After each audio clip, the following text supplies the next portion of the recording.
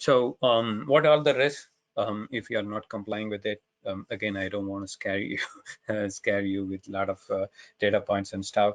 But then one thing what we are observing in the industry is the audits here are really aggressive, and so they have territorial scope, like meaning like different countries have different level of GDPR requirements. Again, like it varies based on the countries as well within Europe. But you definitely want to keep an eye on your high risk data, especially if you're processing, the EU resident data.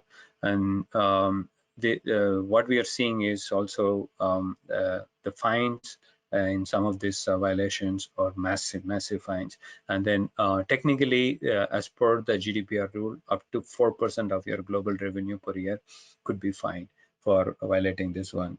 So there is a lot of civil suits and class action suits, by companies, and civil suits by private citizens and stuff.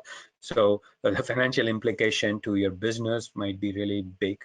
So you want to take this seriously. And most of this compliance requirement, what we've seen is the audits or the regulators are not coming after the companies very aggressively. Even in the US, especially with respect to HIPAA and other requirements, if you see, compared to the number of organizations who are handling healthcare data, the probability of regulators coming after you and being fined and stuff is very low. Whereas with respect to GDPR, we are seeing this totally in a different direction. So this one, if you have to comply, I would rather take it more seriously than any other compliance program that you need to comply with. But overall, what we are also seeing is, because of these regulatory requirements and the financial implications and stuff, a lot of companies are shying away from handling EU data. And they're saying, okay, so this cost of complying with all these things is really huge, and the breach reporting is really the breach reporting time is very low, and there could be some adverse outcomes and stuff. So and so they are shying away from it. But what we wanted to mention is it's not very difficult to implement. Let's say you want to comply with GDPR, and we have some actual line items in the next few slides that talk about how you could what are the things you could do to become GDPR compliant.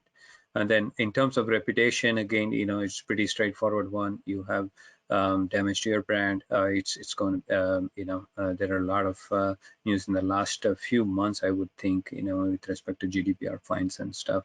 So and again, consumers, especially in the Europe, what we've seen is they're taking their privacy more seriously, much more seriously than in the US. So obviously, you want to make sure that you demonstrate your compliance explicitly and also implicitly.